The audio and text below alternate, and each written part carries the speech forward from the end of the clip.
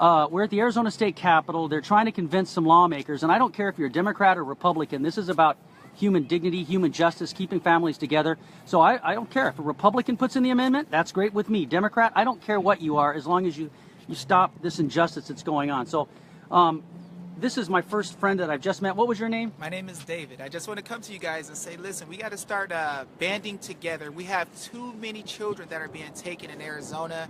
We have it now to a point where people are familiar with the lies that DCS will tell. They're familiar with the fact that they will give evidence to they'll give lies to a judge. They'll take people's children without warrants, and then they'll come back after the fact and try to do a search to try to find out if they can find something that has been done wrong. And so that goes totally against our rights. You know, you can't just take someone's property or take someone's kids and then decide later on if you're going to be able to find something wrong and then remove the kids based on allegations. People should have proof.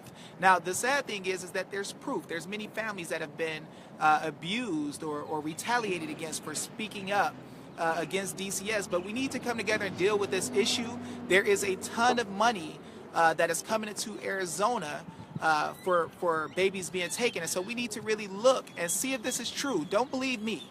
Go look and see if there's undisclosed financial interest over $1 billion that's coming into Arizona for them to be able to remove our babies from us. So I want us to come together, and I want us to think about these things. It's super important. We have people in the state who believe that they are not accountable for perjury because they have immunity, and it doesn't make sense that we the people are the ones who created government. So each man is higher than government.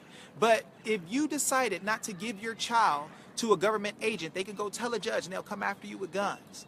But at the same time, a person who's trying to remove a child from a parent and using lies has no penalty that's severe when they do these things. So there is being covered up, and money is being made. So we need to start asking questions like, how much money are you guys making per child that's taken?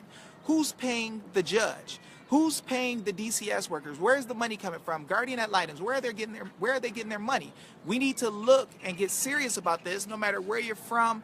No matter who you are, we need to band together, because if it's not one of us today, it'll be you tomorrow. Wow, thank you so much. And what was your name? David. That's David. And if anybody else in our group would like to speak, you're more than welcome. I'll chime in real quick. Alrighty. Hello, my name is Del McCardle. Del, okay. Really against this DCS warrantless seizing scheme. The DCS warrantless seizing scheme is where they seize 13,300 children per year, and they get a total of 0 of the required warrants. So it's super duper unconstitutional. These legislators, they've been put on notice. David Allen? John Allen. Yeah, John Allen. John Allen's been put on notice. He knows it's unconstitutional. All of these people have to recognize these children have a 4th Amendment right to be free from warrantless seizure. The parents have a 14th Amendment right to legal due process. And we, the people, we are simply not going to allow the seizing to continue. So I'm not very interested in the hoopla that's happening with, Kelly not being able to put a bill forward, or this legislator having this sort of roadblock, or this legislator having this sort of roadblock. We all need to come together now and craft legislation that prevents this epidemic from continuing, because that's exactly what it is. It's an epidemic on our children. DCS is seize happy, and we the people are not going to allow it to continue. I want to know what happened with Mike Delner of DCS and the embezzlement. I want to know if Greg McKay is connected to that. I want Greg McKay to go to his depositions. I want Greg McKay to promulgate the warrant policy today. He knows what he's doing is wrong, and he doesn't need the legislature to act in any way. He just needs to do what he knows is right and release the warrant policy, because this warrantless seizing stuff has got to stop. It really does. Right on, Jeff.